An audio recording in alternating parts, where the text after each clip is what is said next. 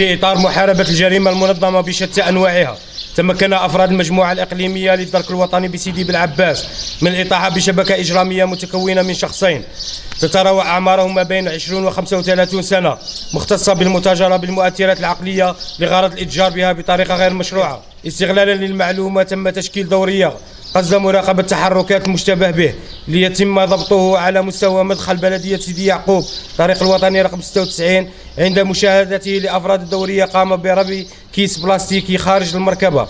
بعد عملية المراقبة والتفتيش عثر على 535 قرص مهلوس نوع بريغابالين 300 ملغ داخل كيس بجانب الطريق.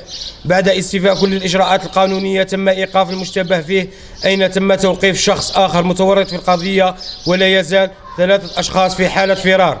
العملية مكنت من توقيف شخصين مع حجز كمية من المؤثرات العقلية 535 قرص مهلوس نوع بريغابالين، هاتفين نقالين وسيارة سياحية.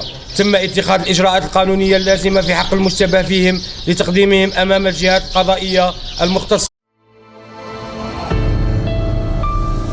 وطنيا نيوز، الواقع من المواقع.